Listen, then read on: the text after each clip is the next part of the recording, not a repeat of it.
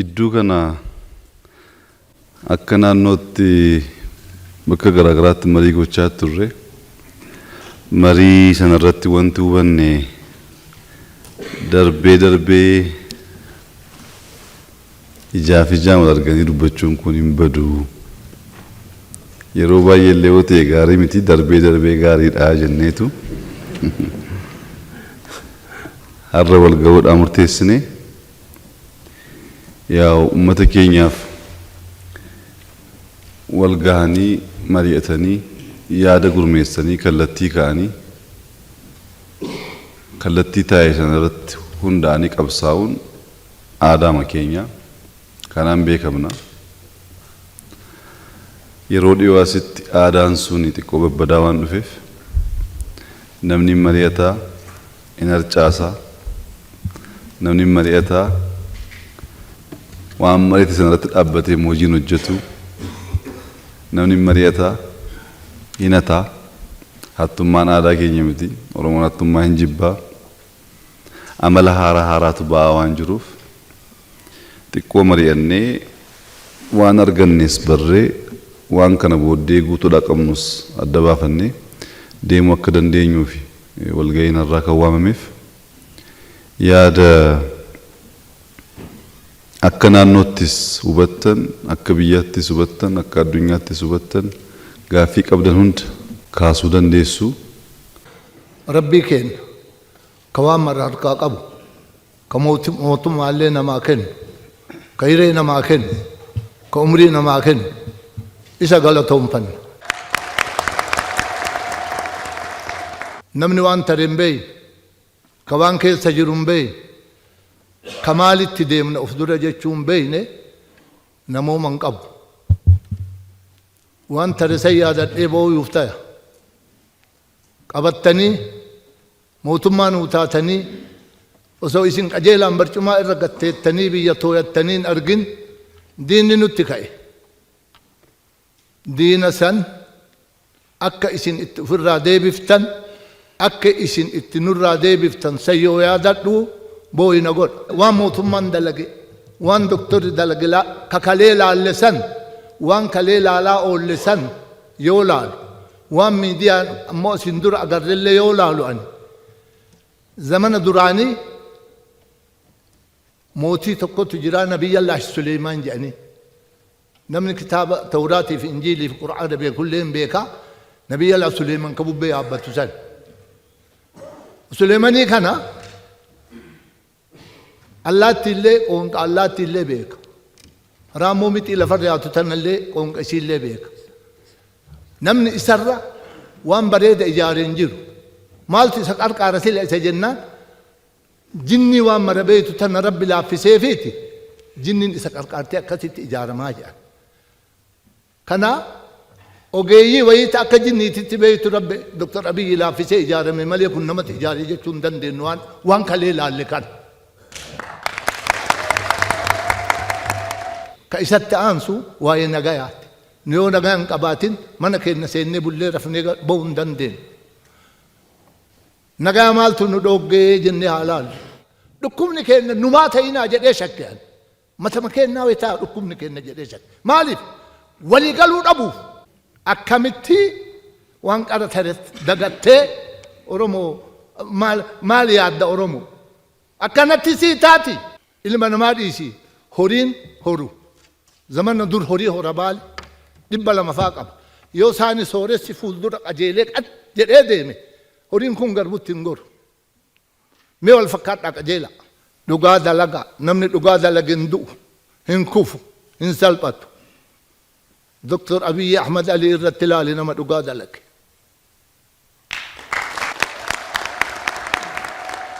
Nu akka baaleetitti baale guddaa. Guddaan kuni karaa isbaaltii kiiloomeetirii 40 bichaa qabna.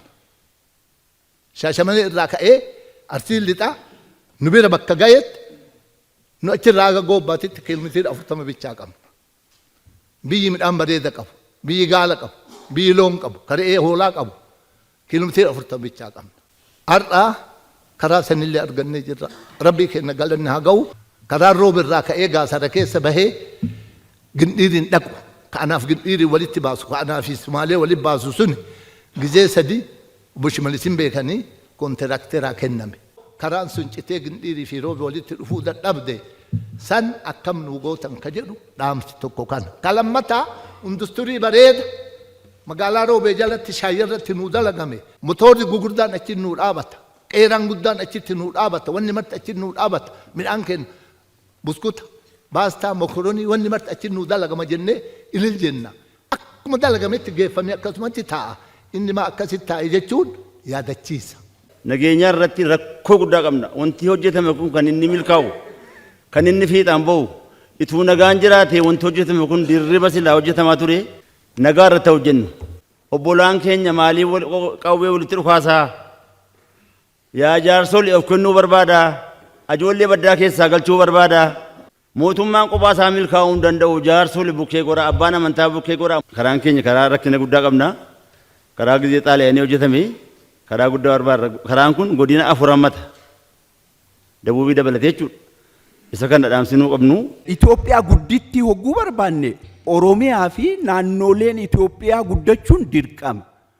Waan afaaniin haasooyinuu miti guddina. Abbootii Ortodoksii meeta kana dhagaya maalii rakkinni keeysan? የኢትዮጵያ ኦርቶዶክስ ተዋሕዶ አባቶች እባካችሁ ሰከን ባለ አስተሳሰብ አስቡ፣ ሰከን ባለ ንግግር ተናገሩ፣ ሰከን ባለ ስራ ስሩ።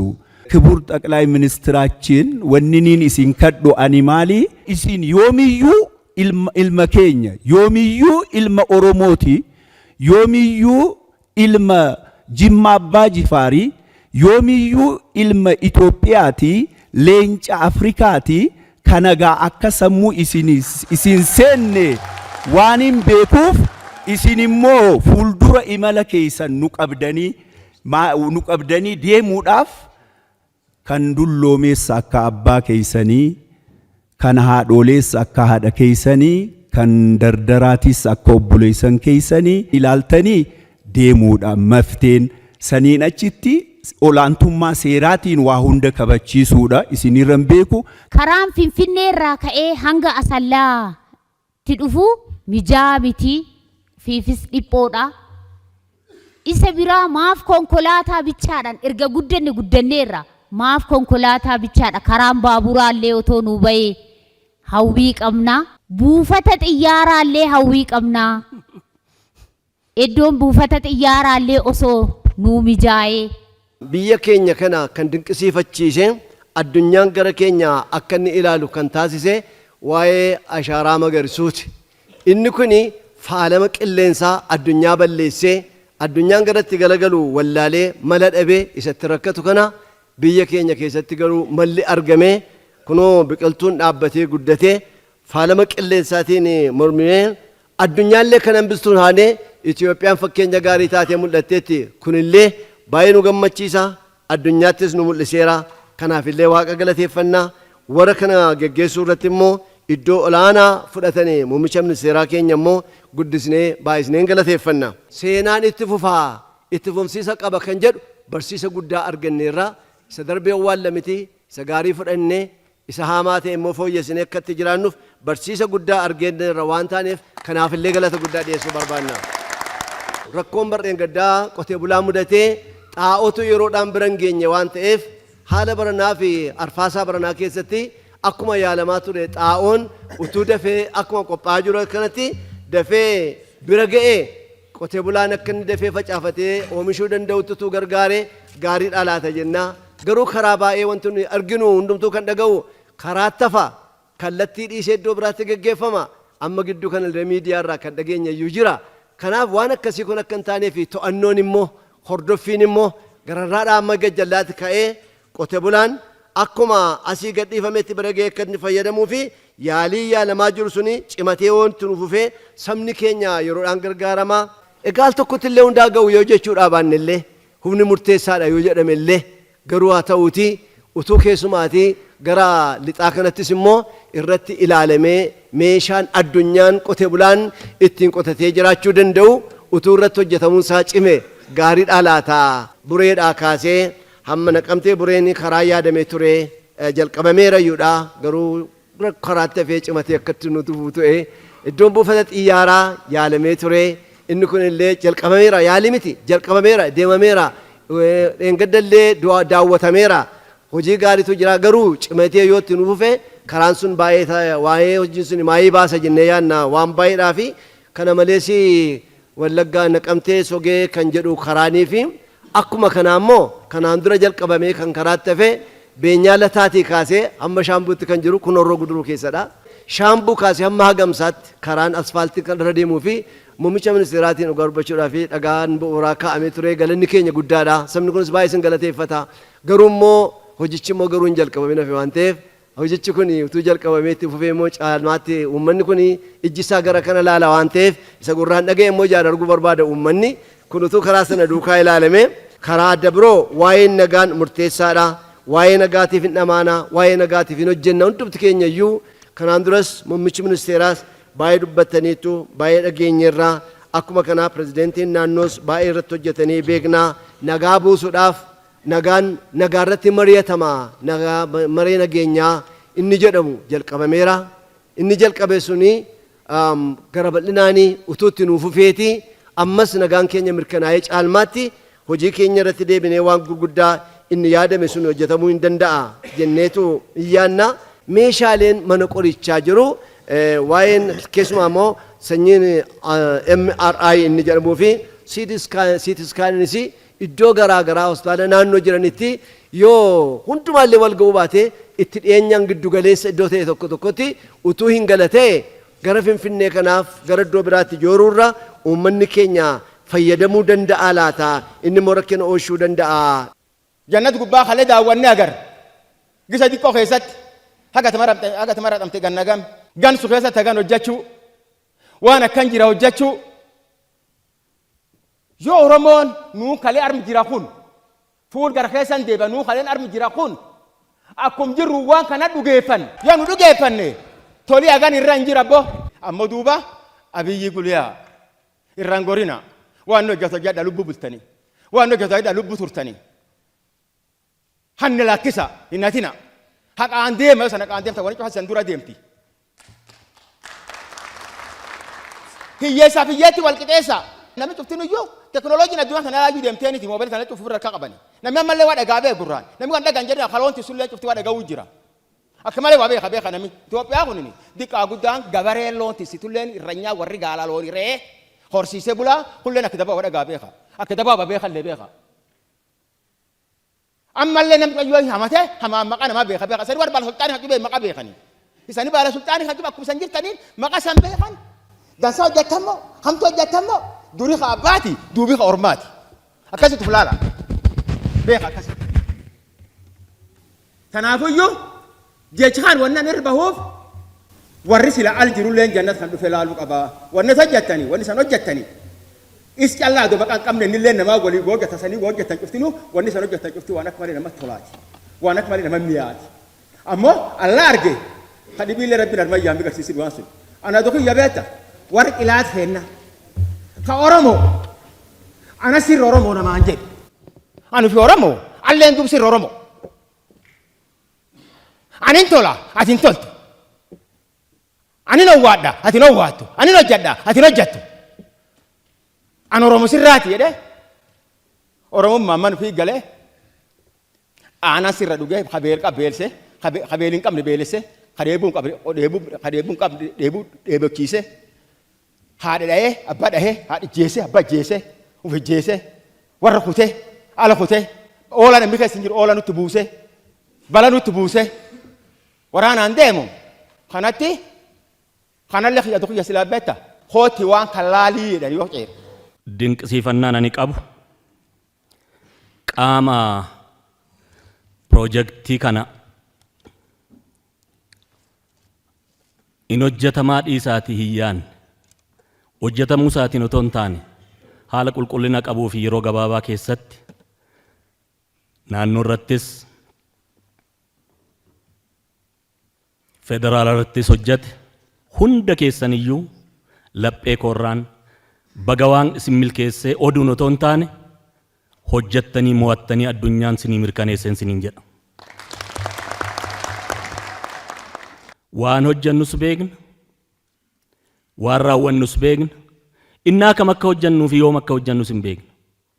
Innaa yeroon barbaachisutti ilmaan keenya wareegamaniiru. Dhiigni lammii keenya lola'eera. Dhiiga lammii lola'eetiin waan argame kan ammoo tifkachuudhaaf eenyumayyuu gaafii hin gaafan. Inni kun ijoolleen keenya gamaa gamana dhaabattan amma Waaqayyo walitti sin fidutti hin oolu, inuu walitti dhuftu. Amma waan walitti sin fidutti nuti warri gorora liqimsinee fi waan darbe keessa dabarre araaraaf malee, araarsuuf malee, jecha araara fidu malee, jecha walitti nama fidu malee haasa'uun nurraan eegamu. Magaala Finfinnee Oromoon handhuura keenya gadhee irratti dhumaa ture sana yeroo gabaabaa kana keessatti akkanatti jijjiiruun inni kaan waggaa 40 bulchee, waggaa 27 bulchee, waggaa 17 bulchee waan hin jijjiirre yeroo gabaabduu kana keessatti yaada mo'ataa qabattanii hojii kana fakkaatu hojjettanii bagan boonsitan waan umurii keessan nuufaa dheeressuun jedha. Projektoonni akka biyyaa fi akka Oromiyaatti hojjetaman kun abdii boru Oromoon qabu karaa nutti agarsiisa. Wanti nuti barbaannu hundumtu gaaf tokkoon asfaaltii ta'een argamu. Aarsaadha gaafata. Kutannoodhaan hojjechuudha gaafata. Wal gargaaranii wal ukanii hojjechuudha gaafata. Isa kanaaf karaa nutti agarsiisuu keessaniif hooggantoonni keenya gara gadii jirtan immoo asii kana fudhattanii kallattii asiin jiruu fi akkaataa wanti asii itti hojjetamu kana Oromiyaa maratti babal'isuun barbaachisaadha. Waan hojjetamu gaarii hojjetame yoo jechuu dadhabne, waan yaraa hojjetamu immoo inni kun yaraadha yoo jechuu dadhabne, maal san wal cinaa jira? Wal takaaluun, duubatti wal harkisuun, maqaa wal xinneessuun, wal abaaruun maalirraa arganna kanarra? Dr. Abiy, biyyumti Itoophiyaa jedhamtu kun eenyutu kan saba tokko taasise? Kan saba afaan tokko dubbatu, kan saba amantaa tokko amanu eenyutu taasise? Warra ana malee jedhu kana akkamitti ofirraa dhoowwuu dandeenya? Isaan biyya yoo bulchan malee biyyi hin diigama. Amantaan isaanii yoo afaan isaaniitiin lallabame malee biyyatu diigama. Maal goonu kana? Abbumta bahee nutti geeraruu hin qabu. Tuffii Oromoodhaa qaban alaa keessaan nutti labsanii nu abaaraa jiru. Maal goonee tabaaramna? Hin laanneef dinagdeedhaan biyya kana baannee deemne. Beekumsaan biyya kana hoogganna. Maal isaan gooneen nu abaaru? Adabii nurraa bitachuudha qabu.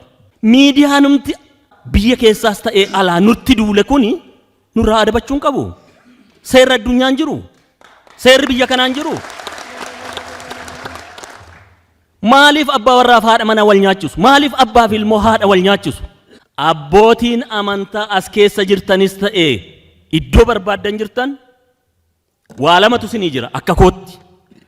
Yookiin amantaa keessan filadhaati waaqa kadhadhaa akka nagaan bu'u.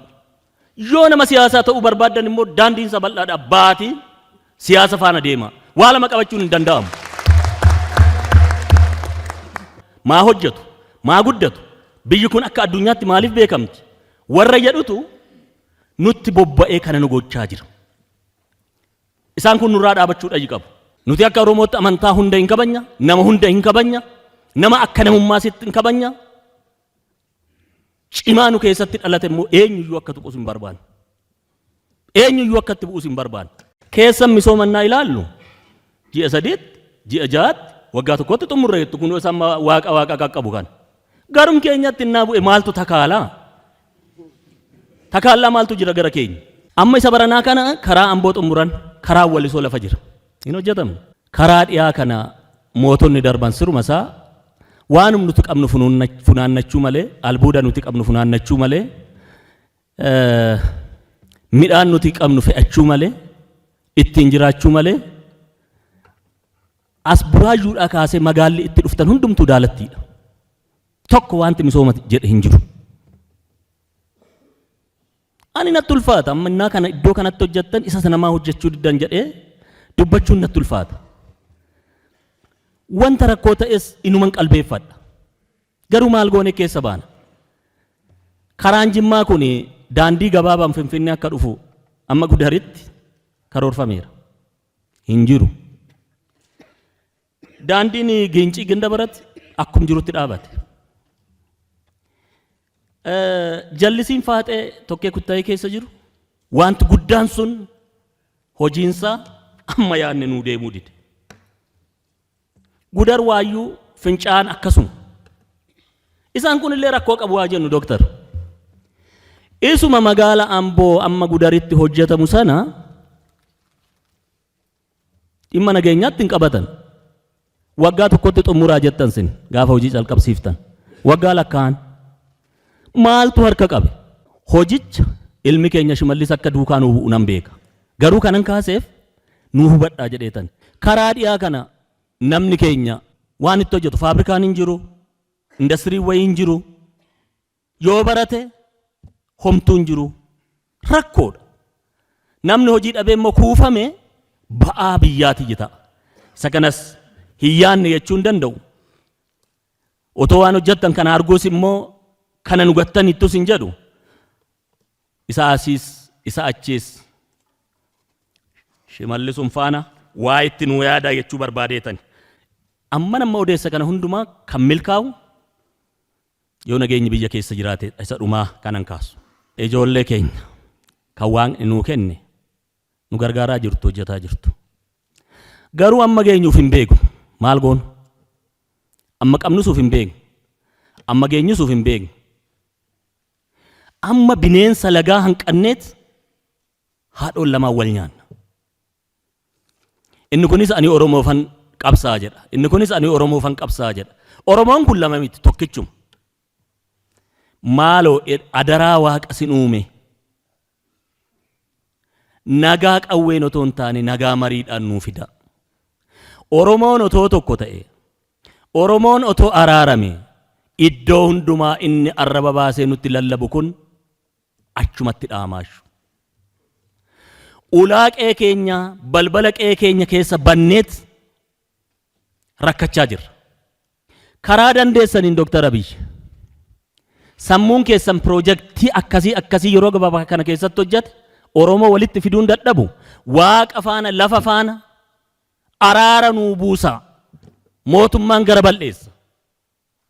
Araara nuu buusaati Oromoo dhiphate Oromoo haadha isaa bahee awwaaluu dadhabe Oromoo ilmoo isaa bahee awwaallachuu dadhabe Oromoo ilmoo isaa barsiifachuu dadhabe gabaa bahee galuu dadhabe dhibamee hakkamamuu dadhabe nuu hiika. Warri iddoo nagaa jiru nagaanumatti fakkaata miti. Isa kaleessaa dhiifnee gara fuulduraatti tokko taanee haa deemnu jedha. Waaqa faana lafa faana tokkummaa Oromoo iticha tokkummaa Oromoo nuu fida. Humna Oromoo nuu iticha. Oromoo keessatti yoo nagaan argame baati Afrikaa nagaa taati. Ani kanan itti dhufe godina Shawaa baati aanaa Boosati. Aanaa rakkoodhaa saaxilamte aanaa baay'ee rakkoo guddaa keessa jiru. Uummanni buqqa'aa jira. Maalirraa kan ka'e Minjaar Shankoora Boosaffan Taalle kuni ganda saaxilamaa jira Sinxaaleeyyiidhaan. Gandi tokko ganda Borcataa kan jedhamu inni nama fuula 200 qabaa buqqa'ee aanaa wajjin waallalaa jira. Horiin irraa oofamaa jira. Baay'ee gubii guddaa gubbaarra jira. Kana yeroo ilmi abbaa gadaa nu bulchu keessatti yeroo mootummaan Oromoo ta'ee nu bulchu keessatti achitti Oromoon cabaa jira du'aa jira. Dubartiin horii ofiitii baatee horii ofii yennoo jettu horii irratti du'aa jirti. Daa'imman du'aa jiranii. Akka aanaa Boosattitti gandi muraasa kanii ganda 42 qaba magaalaa wajjin ganda buqqa'eetu caala. Baay'ee rakkoo cimaa keessa jirra. Minjaar Shankoora ganda Kitichaa ganda Amooraa an jedhan kuni muluun gaara gubbaa taa'ee Oromootti gadi kuwaasee Oromoo fixaa jira. Nuti garuu akkasumatti taaneet kan isaanii aanaa boosakkecha walancitii kecha warra jiru hin dubbanna hin hammanna mee ofaa beekan jenna. Kana garuu akka mootummaa federaalatitti federaala waliin jira wanni kuni nu jabaadha. Mootummaan naannoo Oromiyaatis kan manjaaris kan waligaa warradhaati marii kana nu deemsisaa loon dhumaa jira namni dhumaa jira. Isin hojii gaarii nu hojjechaa jirtan misoomni amma argine kun muluun hoggaa nagaa taane misoomni jira. Baay'ee rakkoo cimaa gubbaarra jira akka godina Shawaa Bahaatitti wanni nu beekuu qabdan hadaamarraa ka'ee isin beektanii hamma Jibuutee galutti karaan kun masmara. Karaan kun cufame jechuun karaan kun bade jechuun wirtuu biyyattiiti karaan Jibuutee kun. Shufeera du'aa jira, shufeera qalamaa jira, shufeera butamaa jira. Maatii ofiitii kan barahaa meeqa deemee too dhufu. Kana xiyyeeffatanii warratanii irratti akka nu hojjetamu. Karaan haarofti bahus hin jira. Karaa san irratti akkatti garuu dhaga'uun ooltanii mattara dhabanii warratanii kara olaanu naannoo boosatitti aanu mattarame garri gadaaru mattarameen hojjamne innis misooma yoo yeroon ga'e immoo kan pirojektii sunurraa ka'uu danda'a. Waan kana ta'eefuu kanas hordoffii nu godha. Nageenya irratti yaa bobbaanu nageenya nu jabaadha nageenya irratti baay'ee dhiphama guddaa qabna aanaan kun aanaan boosatti fantaallee waan keessa jiru isinuma beektu. Mariini mari'achaa jiruuf yaadni ka'aa jiru baay'ee nama gammachiisa waan ta'eef isoo xiqqoo keessa oolle isin badu garuu gaggabaabsee waan muraasa irratti yaada kenna. Inni jalqabaa yaadni ani itti kennuu barbaade waa'ee nageenyaati. Oromoon eenyummaa isaarraa aadaa isaarraa sirna isaarraa amantaa isaarraa ka'eeti kan dubbii ilaalu. Akkasumaan nagaa naa fidaa misooma naa fidaa hin jedhu. Waa'ee nagaa gaafa dubbatu aadaan koo sirni koo abbootiin koo waa'ee nagaa maal jedhu jedhee ka'a. Nagaa hawwineef argachuu hin dandeenyu. Hawwiidhaan kan mirkanaa'u miti nagaan hojii barbaada. Oromoon sirna gadaa keessatti waa'ee nageenyaa gaafa kaasu dubbii ijoo afur kaasa. Namni nagaa barbaadu, namni waa'ee nagaa hubatu jalqaba nagaan kan jalqabu ofirraa waan ta'eef nagaa keessoo isaa eeggatu jedha. Abbaan sun ollaa obbolaa wajjin osoo hin taane ofii isaa nagaa haa qabaatu. Maal jechuudha? Namni halkan dukkana keessa dhoksee hatu nagaa qabaachuu hin danda'u. Hin fakkeessa malee nagaa qabaachuu hin danda'u. Namni keessatti nama jibbu fakkeessuu danda'a malee nagaa argachuu hin danda'u. Namni Oromoo irraa qoodaa oolu miidiyaa irratti fakkeessuu danda'a malee nagaa argachuu hin danda'u. Keessoon keenya qulqulluu hin ta'u taanaan, keessoon keenya nagaan qabu taanaan, irribas hin qabnu milkiin isin jiru. Sirni gadaa nagaan inni jalqabaa ofirraa kaa'edha. Nagaan inni lammaffaa kana ofii eeggatanii tikfachuu danda'anii jennaan obbolaa wajjiniin, ollaa wajjiniin. Ollaan naqaa ta'uu baannaan nagaa dhugummaa hin dandeenyeef. Namni nagaa ofii eeggatee nagaa ollaa waliin eeggatee guutummaan nagaa tikfachuu mirkaneeffachuu hin danda'u. Nagaan inni sadaffaa uumamaa wajjiniin. Abbootii gadaa ilaalaa, abbootii amantaa ilaalaa. Oromoon kadhaasaa keessatti waa'ee uumamaa osoo hin kaasin kadhatee hin beeku. Maaliif? Nagaa ofii keenya arganneennaan uumamaa wajjin nagaa argachuu qabna. Bishaan qulqulleessanii eeggachuu, baddaa ofii eeggachuu, ofii nyaatanii saawwan dagachuun hin ta'a Oromoo keessatti hin ta'u. Nagaan inni sadaffaa uumamaa wajjiniin. Nagaan inni arfaffaa Rabbii wajjiniin. Namni nagaa waaqaa waliin hin qabaanne inni sadan sun inni jalqabaa kaasisun ta'uu milkaa'uu hin danda'u. Inni baddaa jirus, inni ala jirus, inni keessa jirus, inni aangoorra jirus nagaa barbaannaan inni jalqabaa ofirraa jalqaba. Namoonni aangoorra ta'anii Oromoo isa rakkatee misooma gaafachaa jiru kana jijjiiramuuf halkanii guyyaa hawwatee bu'aa jiru kanarraa kan hatu nagaa argachuu hin danda'u. Foon nyaatee foon fakkaachuu danda'a nagaan qabu. Rafee hin bulu. Maaliif keessoon isaa hin beeka ka waan godhaa oolu. Oromoon lagaan ol qoodaa, amantaan wal qoodaa, walirratti hojjechaa, wal diigaa oolu kun nagaa argachuu hin danda'u. Hin danda'u. Oromoon tokko wal qooduus hin qabu. Tokkummaa Oromoo eeggachuu hin dandeenyu tanaan tokkummaa Itoophiyaa eeggachuu hin dandeenyu.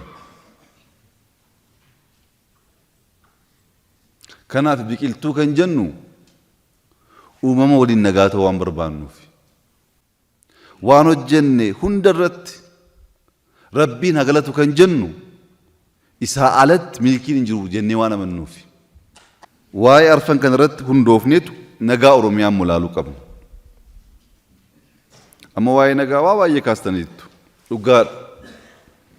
Nagaan bu'uura. Bakka nagaan hin jirretti waa'ee misoomaa, waa'ee guddinaa, waa'ee tokkummaa dubbachuu rakkisaadha. Wal nyaachaa waa'ee tokkummaa dubbachuu hin dandeenyu. Garuu mootummaadhaa kan nagaa dhowwachaa jiru. Nuyi kan hin barbaanne. Mee jaarsoo as keessa jirtanii boriftaan warra bosona taa'ee warra bakkee garaagaraa taa'ee mootummaa ofii eenyummaa ofii arrabsaa jiru kana fidaati nuti dinnaan yeroos gaaffii kaasuu dandeessu. Wallagga deemeen ture dhiyeenya kana abbootiin keenya achi gaaffii kaasan adaraa nagaa fidaa jedhanii. Nagaa jalqabnee jennaan ijoolleen maqaa Oromootiin qabsa'an. Oromoo wajjin nagaa fiduudhaaf diinota garaagaraa wajjin mari'atu halkanii guyyaa. Eenyu wajjin akka mari'atan jarris hin beeku nus hin beekne. Ormaan mari'achaa maatii keessatti nagaa fiduun hin danda'amu. Namni nagaa barbaadu hanqinni illee yoo jiraate keessoo isaa keessatti mari'achuu rakkoo hiikkachuu kan qabu. Ani ormaan mari'achaa as deebi'ee manatti nagaa fiduu hin danda'u. Rakkoon inni guddaa kan ture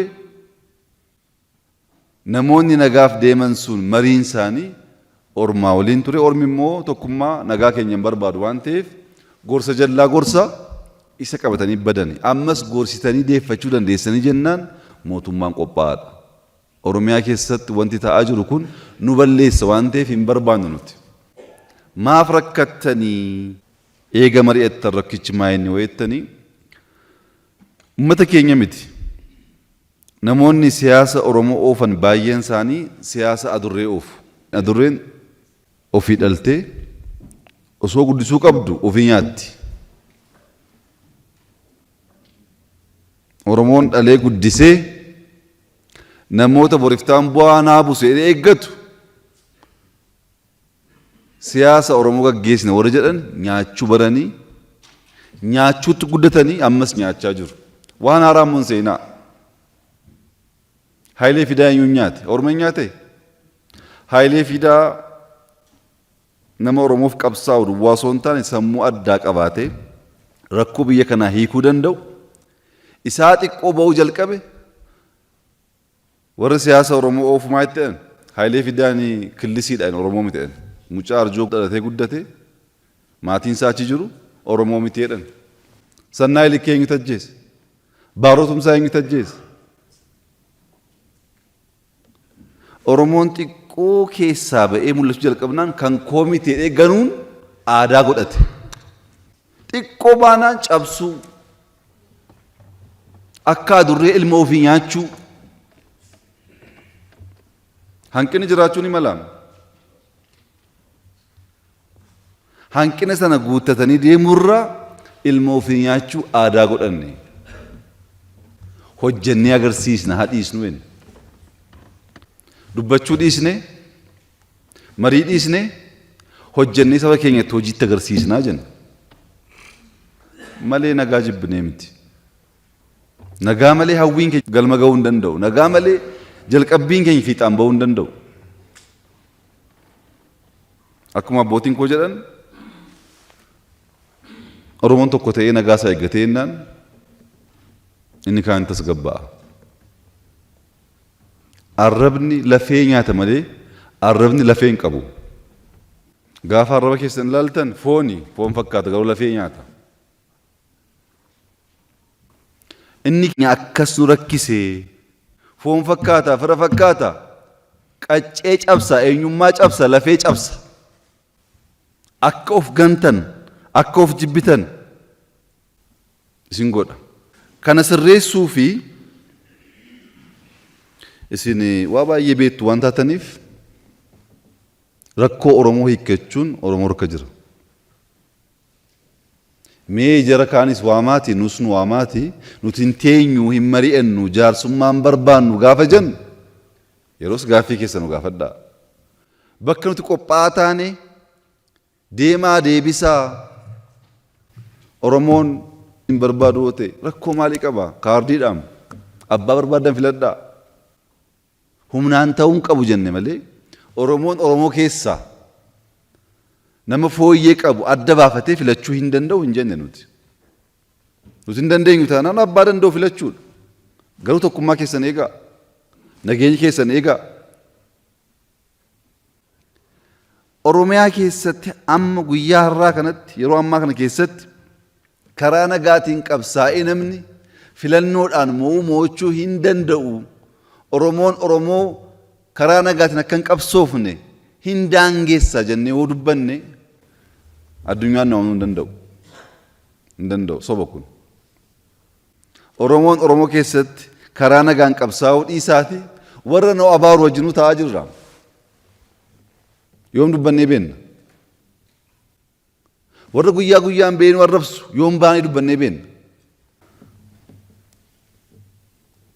Haala baruun baay'ee barbaachisaadha. Oromoon gannaaf bona beeka.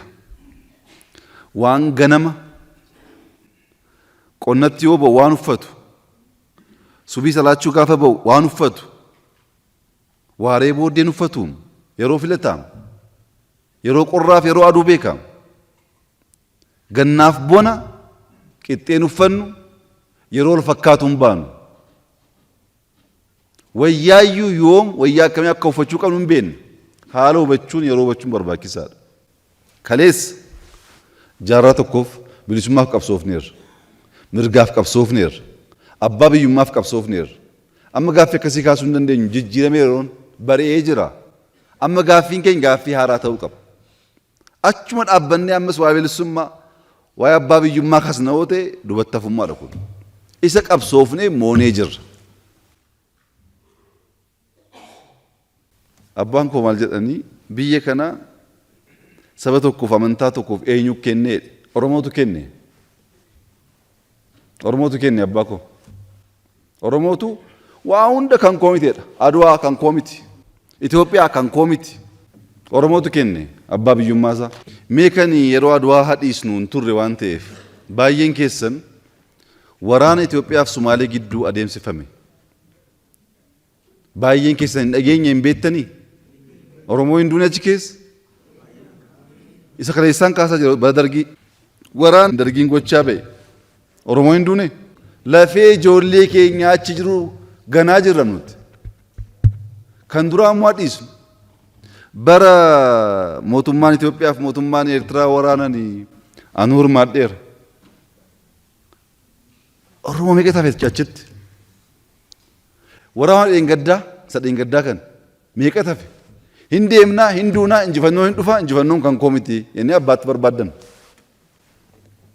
Malee hirmaannaa keenya malee qonna duwwaa miti. Waraanni biyya kanaa waraanamees injifannoo argamees hin beeku.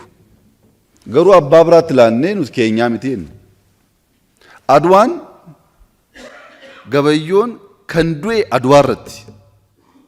Gaafa injifannoo sana du'e gabayyoon kan waraana Itoophiyaa gaggeessu gabayyoon. Gabayyoo gurmuu. Namicha waraana gaggeessaa deemee aarsaa ta'ee injifannoo fide kan koo miti jennee abbaa biraatti barbaaddan. Beettu biyya keenyatti namni xiqqoo waa horatee suuqii xiqqoo qabaatee daldala jalqabee wayyaa qulqulluu uffachuu jalqabnaan maal jenna? Maqaa itti baasa. namni daldalee waa argachuu danda'a jennee amannurra nama xiqqoo fooyyee qaba namichi waa qabaa jennee maqaatti baasna.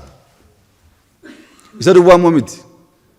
Wayyaa adii namni uffatee beeyennaan maal taatee si jalaa xuraa'am jenna nuti. Wayyaa maadii jibbinaam. Maa gurraachan godhattu? Adiin kun si jalaa xuraa'a jennee yaanna. Aadaan kun nu keessatti guddachaa deeme. Isa jijjiiruutu rakkoo nutti fidaa jira. Qalbii jijjiiranaatu rakkoo guddaa nutti fidaa jira. Kanaaf haala barree yeroo barree adeemuun barbaachisaadha. Nagaa keenya deeffachuuf gama keenyaan qophaa'aadha. Jaarsoliin biyyaa abbootiin amantaa gahee keessan taphadhaa. Warri baddaa jirtanis ergaan kunis naga'u. Maqaa Oromootiin qabsaa, Oromoo saamuu, Oromoo ajjeesuu, Oromoon akka misoomne misooma isa dhaabsisuun Oromoof qabsaa'uu ta'uu hin danda'u. Waa'ee misoomaa kaastaniittu eenyu dhaabe nu dhaabe? Namni Oromoof qabsaa'uuf Oromoof gaddu jiraannaan anaan wal dhibuu danda'a. Shimallisii wal dhibuu danda'a rakkoo hin qabu.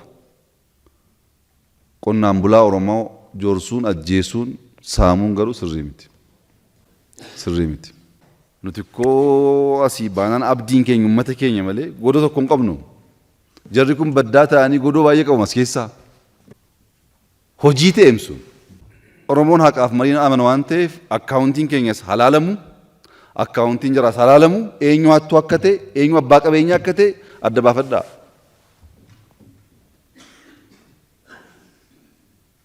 Oromoof gadduun Oromoo irraa saamuu miti. Oromoof gadduun Oromoo irraa nyaachuu miti. Oromoof hojjechuudha. Kana gochuuf gahee keessan yoo taphattan nagaan baay'ee barbaachisaadha.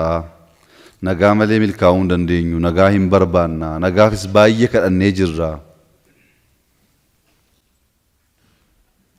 Ammas kadhachaa jirra. Deebi'aa karaa nagaatiin galaa. Jaarmiyaa keessan ijaarradhaa. Yaada keessan qopheeffadhaa. Uummata keessanitti karaa nagaatiin himadhaa. Waggaa lamaan filannoon. Namicha irra galee waggaa lama keessatti qophaa'ee yaada qabaatee jennaa mo'uu danda'a. Nama ajjeesuurra waggaa 5-10 obsanii filannoodhaan mo'uu wayyu wal ajjeesuurra. Amma Oromoon of bulchaa jira. Garbummaa keessa hin jiru. Dachii Oromoo, aadaa Oromoo, eenyummaa Oromoo ofii keenya tokkummaa keenyaan balleessuu baanne alatti Ormi tuquu hin danda'u. Oromoon abbaa biyyummaa isaa deeffatee jira. Ofiin of bulchaa jira. Naannoo isaa ofii karoorfatee hojjetee amma humna isaatti carraaqaa jira. Bara kanatti gaaffii akkasii gaafachuurra isaa hafe guutuuf yaada haaraa burqisiisnee qabsoo haaraa fiduun baay'ee barbaachisaa natti fakkaata gama kootiin. Isaaf gama keenyaan qophaa'aa ta'uu keenya akka hubattaniif. Inni lammaffaa misooma. Waa'ee misoomaa waa baay'ee kaastaniittu. Daandii, bu'uuraalee fayyaa, jallisii, mana barumsaa, ibsaa, teelee. Misoomni amma eeggamutti naannoo keenya keessatti babal'achaa hin jiru. Waan jalqabdan qabdu garuu gahaa miti. Dhugaadha gahaa miti tokkoffaa waraana keessa jirra. Eega dhufne asitti waraanni dhaabbatee hin beeku. Harka tokkoon waraanna, harka kaan immoo misoomsuuf yaalla. Waraana keessa waan jirruuf amma barbaanne fiiguu amma barbaanne hojjechuu hin dandeenyu. Inni lammaffaa dhukkuba. Koronaan ture hin beektu. Miidhaan isaa salphaan turre. Kana keessa waan turreef amma barbaanne hojjechuu hin dandeenyu. Garuu Oromoon dhugaatti tokkoo ta'e. Isin akka Oromootti yaaddoo ta'e. Wallaggi hin misoomu taanaan Oromiyaan jijjiiramuu hin danda'u.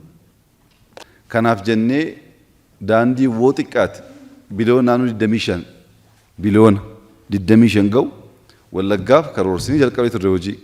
Socho'uu hin dandeenye.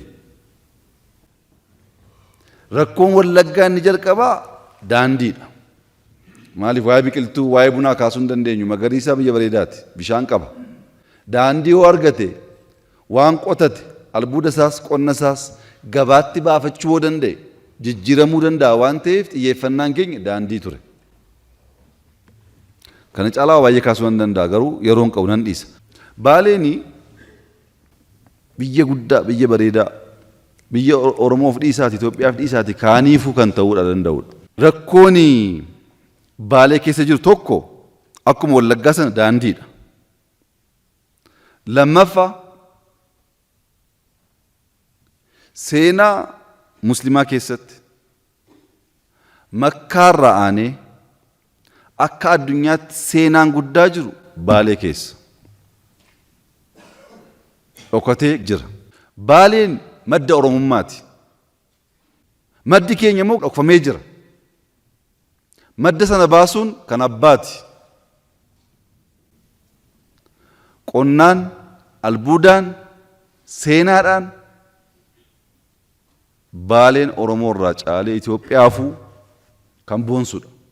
Baaleetti jalqabnee uummanni Baalee nageenya isaa eeggachuu waan danda'eef amma ta'e amma dubbatamee miti. Amma dubbatamee miti. Dhibbeentaa 5-10 kan taatu jalqabnee jirra. Yoom hojjenne Baaleetti maaltu hojjetame? Reef jalqabaa jirra. Baaleetti amma hojjechuu qabnu hojjenne Oromiyaan hin beela'u.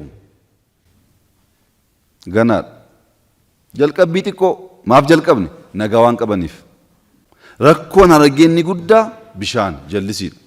Uummanni Harargee hojiitti hin hamatamu hin komatamu hin hojjeta. Garuu bishaan hin qabu. Jallisiin mootummaan naannoo Oromiyaa waggaa 3 darbe hojjete. Mootummaan Itoophiyaa waggaa 100 hojjenne waggaa 100. Meeqa hojjenne Harargee keessatti? Meeqa hojjenne Baalee keessatti?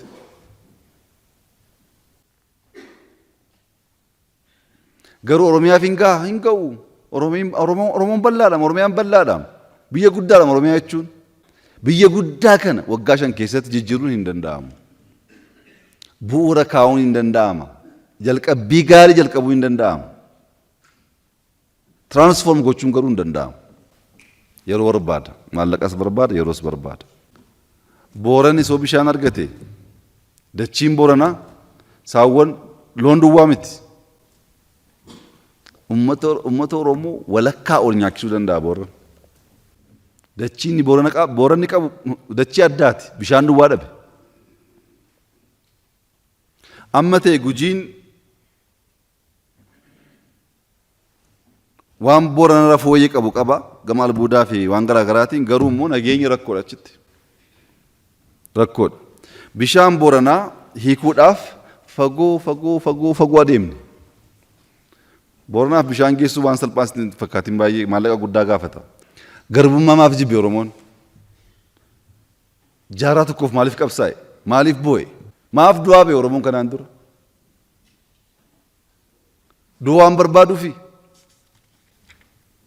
Oromoon jaarraa tokko guutuu qabsaa'aa kan ture, kan du'aa kan tureef bilisummaa waan argadhe, nagaa waan argadhe, misoomee, jijjiiramee, ijoolleen koo biyya ormaa deemuu irraa haftee biyya gaarii horachuu hin danda'e qabsaa'aa ba'e malee suusii addaa waan qabuuf miti kan du'aa ba'eef. Garbummaa jibbine sana,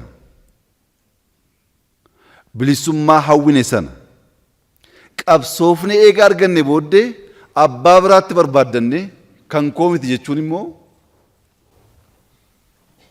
aadaa nuuf maluu miti.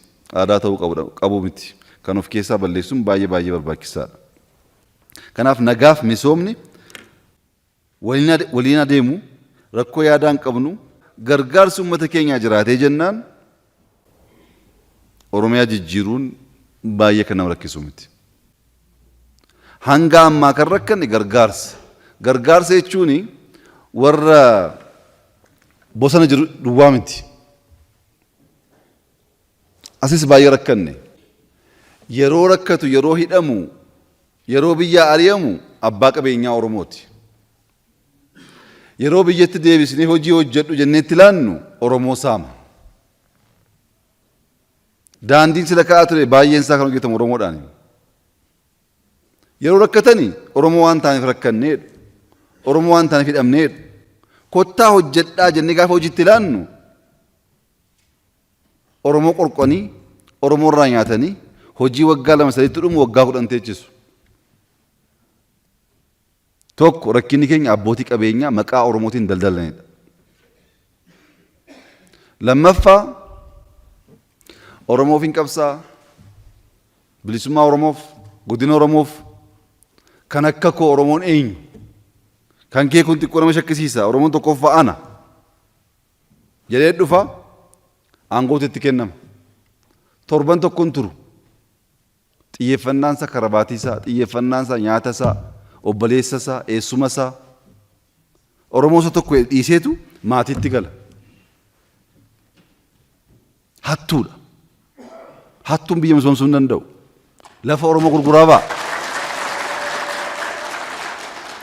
Lafa Oromoo gurguraa Oromoof qabsaa'uun sobaa. Kun Oromoof hin fayyadu. Oromoof kan fayyadu ganda keessa deemee hojii hojjechuudha. Jaras rakkan, abbaa qabeenyaas rakkan, warra bosona jirus rakkan, arfaffaa sirri rakkan jaarsolii biyya. Dhaabbattanii kun sirrii miti. Situ balleessaa jira jechuun dhiistaniitu atis dhiiseettu. Maal jechuudha kun? Waan nuti dhagaan garre waan nuti balleessine balleessaa jirtu karaarraa maqxaniitu deebi'aa nuun jedha. Waan kaan balleesse itti muudha. Ani irra deddeebi'ee kaasee hin jira waa'ee hattummaa. Namoonni jimmaarraa dhufanii jiraachuu danda'u. Abbaan barbaadanis deemtanii ilaaluu dandeessu. Manni abbaa fiixaas, manni harmee kootis hanga ammaa dhoqqee sanaa wajjin jira.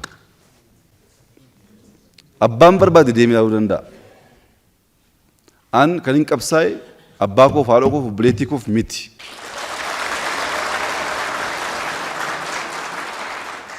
Warra hatuutti hattuu jedhaatti himaa. Warra hojjetu hojjechaa jirta. Warra balleessu balleessiteetta. Jaarsa akkasii. Jaarsa ni beeku. Maaliif jaarsi biyya keenyaa duwattiin deemaa jira. Boolli qotamee jira. Kana booddee sobuu hin danda'u. Kana booddee fakkeessuu hin danda'u. Gara haqaatti deemaa jira. Maali lafti jireenyi biyya kanaa jireenyi addunyaa kanaa maal nu fayyada gatii ittiin baasuun taanaan?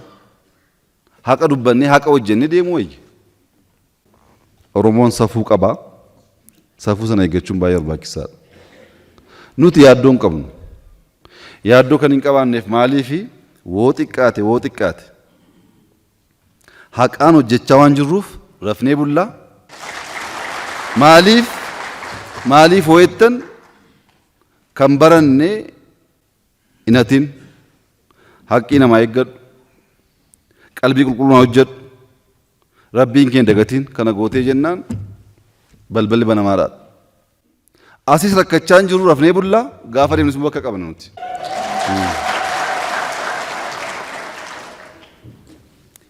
Dubbiin sadaffaa amaanaa guddaa wajjin isinitti himuu barbaadu waa'ee kadhataaf waa'ee beelaati. Oromoo irraa hin bareedu waa'ee beelaa dubbachuun. Kadhataa arguun Oromoo irraa hin bareedu. Amma waa'ee Finfinnee dhiisaa, waa'ee Itoophiyaa dhiisaa. Warri Naqamtee irraa dhuftan kadhataa tokko Naqamteen magaalaa isaa keessatti eeyyamuu hin qabu. Maaf kadhata? Hojjetee nyaatu? Qotee nyaatu? Magaalli Naqamtee magaala keenya keessatti kadhachuun hin danda'amu. Dhorkaadha jedhee labsuu qaba. Kan roobees, kan aggaaroos, kan harargees akkas gochuu qaba. Kadhachuun baay'ee ga'e nama cabsa. Lammaffaan beela. Rakkoon xaa'oo jira. Rakkoon teekinooloojiin jira. Garuu Oromiyaan qotee of nyaachisuuf hin rakkatu waan ta'eef Baalee qotu, Arsii qotu, Wallagga qotu, Jimmaa qotu bakka hanqateetti guunnee akka naannootti namoota seeftineetiidhaan kadhaadhaan jiraatan bilisoomsuu qabna. Nama kadhatu hammannee waa'ee bilisummaa dubbachuu waliin adeemu. Of danda'een jira qoteen dhamee dafqeen jiraadha. Kadhadheen bulu jennaan Oromiyaan bilisummaa ni dhugaa isadha. Kadhaaf beel akka ofirraa tiksuu dandeenyuuf gahee keessan taphadhaa. Waa'ee xaa'oo bara kana hin fooyya'aa. Binneerra baay'een isaas galaa jira. Hattummaa eeggannaan rakkoo taa'ee yaadu. Maallaqa guddaatti baasna. Baay'ees itti dhamaana. Bara kana fooyyee qaba jedhee yaada. Ilaalla garuu waa'ee xaa'oo ammas Oromiyaatti kan yaadamuu qabu. Xaa'oo binnee finna. Xaa'oo oomishuu hin dandeenyu. Warshaa xaa'oo oomishu biyyi kun hin qabdu. Oromiyaan kompoostii babal'isuu qaba. Amma oomishuu dandeenyutti kompoostii babal'isuu qabna alatti xaa'oon dhufu sun bar tokko nu fayyada oolee bulee lafa keenya dachii keenya nyaachaa deema waan nu fayyadu miti. Ammaaf nama quufsa boriftaan immoo beela fida. Kanaaf xaa'oo hirrisaa kompoostii bal'isaa akka deemuu dandeenyutti Oromiyaa keessatti waan jalqabame jira garuu itti cimee itti fufuu qaba. Oromoon miiraan, aariidhaan, laphee ofii banatee kennuudhaan jaarraa tokko tureeraam. Amma kana booddee miirri hin barbaachisu, bilchina kan barbaachisu. Miira gadi qabnee bilchinaan dubbii ilaalu. Oromoon rakkoo istiraateejii hin qabu. Istiraateejii jechuun kan waggaa 5 booddee waan ta'uudha malu yaaduu jechuudha. Oromoon tokko ta'uu qabaa, bilisoomuu qabaa, of danda'uu qabaa, ofiin of bulchuu qabaa. Kun waan gaariidha. Akkamitti kun dhufaa hin beeku. Taaktikiin hin jiru. Waan guddaa achi kaawwateetu akkaataa kamiin kun mirkanaa'uu akka danda'u tooftaan immoo hin jiru. Tooftaa malee istiraatejii galmaan ga'uu hin danda'amu. Yeroo baay'ee qabsaa'ota Oromoo hayyoota Oromoo teechistanii osoo mariisistan tooftaa irratti wal dhibu alatti istiraatejii irratti guyyaa tokko gargar ba'anii hin beekan. Tooftaan baay'ee murteessaadha. Tooftaan bilchina malee dhufuu hin danda'u. Bilchinni sun immoo akkuma aadaa Oromoo hammachuudha, guddifachuudha, jaalachuudha, isa beela'ee nyaachisuudha. Maaliif weettan abbootiin keenya guddifachuu aadaa godhatanii kan nu barsiisan gowwaa waan ta'aniif miti. Waatu galeef namni hin deema, namni hin dhufa. Inni deemus hin dhufu kunis ormas ta'uu danda'a. Nama waan ta'eef ofirraa dhorkuu ajjeesuurraa kan ofii godhachuu wayyaadha. Afaan aadaa barsiifannee kan ofii gochuu hin danda'ama. Natti hin dhufin jechuun hin danda'amu. Sitti hin dhufuus jechuun hin danda'amu. Nama waan ta'e ol keessa deemaa oola waan ta'eef. Ammas guddifachuu, ammas gargaaruu, ammas hammachuu. Aadaa keenya yoo ta'e tikfachuu qabna. Aadaa keenya kan hin taane ergifannee immoo yoo ta'e gaafa namni nu arrabsu, gaafa namni nu lolu hin jijjiiramaa jechuudha. Kun koo eenyummaa keenyaam guddifachuun eenyummaa keenya, hammachuun eenyummaa keenya, dhiisuun eenyummaa keenya. Kun keessaa waan maddu waan ta'eef alaa ollaan ormi gaafa nu arrabsu gaafa yaada garaagaraa kaasu waan jijjiiramu ta'uu hin qabu. Kan eeggachuun hunda keenya irraa kan eeggamu natti fakkaata. Namni miiraan deemu nama jijjiiruu rakkata, nama jijjiiruuf dhama'a, nama jijjiiruuf qabsa'a. Nuti nama jijjiiruuf hin qabsoofnu yaada namaa jijjiiruuf qabsoofna. Namni uumamni isaa baay'ee rakkisaadha. Nama tuffachuu hin ta'u. Habaratu haa baatu, haa dulloomu, ijoollee haa ta'u. Namni namumaa uumaa waaqaan uumame waan ta'eef keessatti waan beeku beeka. Namicha jijjiiruudhaaf dhama'uurraa yaada isaa jijjiiruu dhama'u wayya. Yaada jijjiiruu dhama'uun immoo barsiisuu barbaada. Obsa barbaada. Kan dubbatan caalaa hojjetanii agarsiisuu barbaada. Maaliif qalbiin namaa adeemsa keessatti kan dhagahu caalaa ilaalaa gaafa deemu jijjiiramuu waan danda'uuf. Qalbii namaa jijjiiruun akka nama jijjiiruun immoo salphaa miti. Yaada isaa yoo ta'e har'as nan kaasaaf, boris nan kaasaaf, iftaanis nan kaasaaf, dhumarratti guyyaa tokko jijjiiramee dhufuu danda'een abdiidhaan eeggadha. kana kan gochaa jirru guyyaa tokko hin galaa fi guyyaa tokko hin jijjiiramu yaada xiyyeeffachuu nu wayyaa nama jijjiiruu hin danda'amu jenneetu hanga ammaa kan waliin rakkachaa jirru. Yaada namaa jijjiiruu yeroo fudhata, misooma yeroo fudhata, dhamaatii kana keessatti amma danda'amaa ta'etti waan qabatamaa seenaaf ta'uu danda'u ijoolleen keenya kan itti bonan goonee darbuuf immoo yaalii ni goona. Inni shanaffaa qorumsa amma jiru. Oromoon bitaa mirgaa jira. Akkamitti darbuu dandeenya? Nu arrabsanii, nu abaaranii, maalitti dhufuu yaadni akkasii waan ka'eef Oromoon namni barumsa hin baranne waggaa guutuu mana barumsaa deddeebi'ee kutaa keessa taa'ee barumsa hin baranne gaafa dhuma manaa waamnee qorannaa har'a waan ta'eef taa'ii hin jennuun isa barate adda baasnee mallattoo eenyummaa gaafannee barachuu isaa mirkaneeffannee qoranna. Qoratamuuf barachuun barbaachisaadha. Akka mootummaatti qoratamuuf waan qabatamaa yaada qabatamaa waa jijjiiru qabaachuu qabna.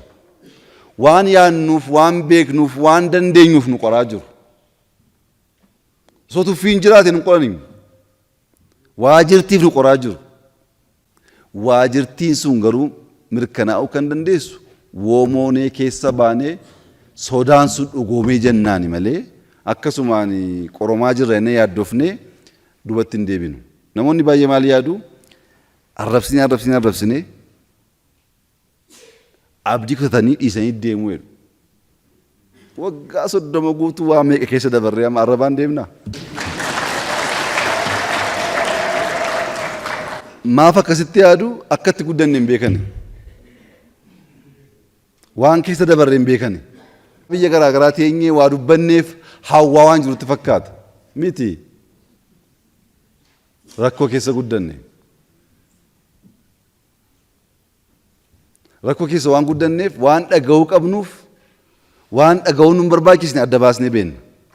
Arrabsinee sodaachisnee yaaddoo keessa galchinee ofii fudhiisanii hin badu jedhanii warri yaadan akka milkaa'uu hin dandeenye gaafa baran keessaa nu arrabsiisu. Kan Oromaa miti kan nu gubaa jiru kan isuma keessaati. Inni keessaa meeqa nu arrabse? Isa keessaa sirreessinu isa kaan dhiisaa. Abbaan abaaruuf uumame haa abaaru. Abbaan hojjechuuf uumame haa hojjetu.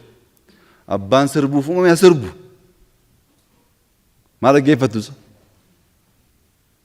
An dhaggeeffadhee hin beeku takka.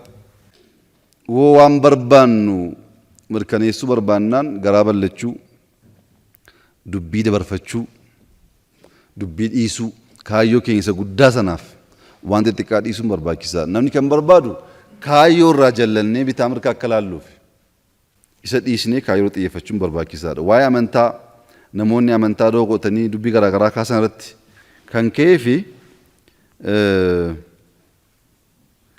ani abbootiin amantaa ortodoksii yookaan muslimaa yookaan protestaantii rakkoo waan qaban natti hin fakkaatu. Abbootiin amantaa ortodoksii rakkoo tokko iyyuu hin qaban.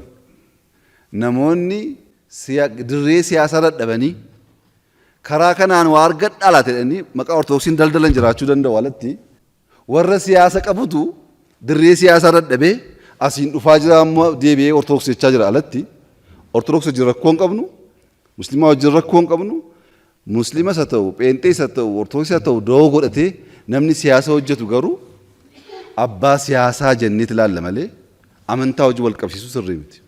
Duraan dursa namoonni kun amantaa qabu. Namni amanu ko safuu qaba afaan isaatiif. Nama amanu dhiisaati. Namni balbala amantaa gahee hin beekne iyyuu areeda baasee jennaan of eeggachaa dubbata. Namoota akkasii jarri kun ortodoksii jarri kun musliima jechuun sirrii miti. Itoophiyaa baay'ee jaallanna maaliif dhiigni abbootii keenya karaa bahaa karaa kaabaa lafeen isaanii waan jiruuf tokkummaa Itoophiyaaf hin hojjenna. Abbootiin keenya itti du'anii jiru. tokkummaan Itoophiyaatti barbaadnu garuu walqixxummaa, wal kabajuu. Nuti garbummaaf qophaa'aa miti. Itti jiraanne, nuffine, dadhabne. Garbummaatti deebi'uuf nuti qophaa'aa miti. Ijoolleen keenya qophaa'aa miti. Namni biyya kana keessatti walqixxummaaf ofiin of bulchuu aadaa eenyummaa keenya eeggateen wajjin jiraachuu barbaadu hundaa wajjin karaa nagaaf jaalaan jiraachuuf qophaa'aadha. Fedhiin keenya isa. Atamaara, Tigreedha, Walaayittaadha, Guraageedha ajandaa keenyaa miti kun. Kanaaf egaa seenaa tokko tokko Oromoonnis maaliif seenaan abaluu ka'a, maaliif bakka akkasii kun sirraa jedhu. Itoophiyaa keessatti hirmaannaa Oromoo alatti seenaan hojjetame tokko iyyuu hin jiru. Tokko. Seenaan nu ilaallanne waan hin jirreef haaromsinaa. Keenya jennee waan yaadnuuf. Keenya jechuun warra kaaniin keessan miti jechaa hin jiru nuti. Oromoon keenya gaafa jedhu kan waliiniti jechuudha malee kan Oromoo duwwaa jechuu miti. Sanas keenya jettu jedhu dhugaadha keenya.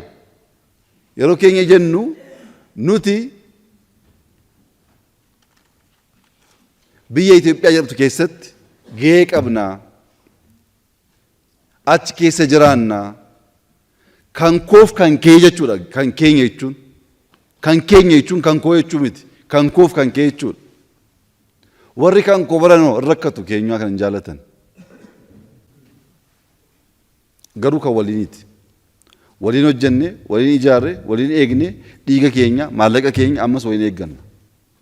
Walqixxummaadhaan wal kabajne, karaa seeraan, karaa nagaatiin waliin jiraanna.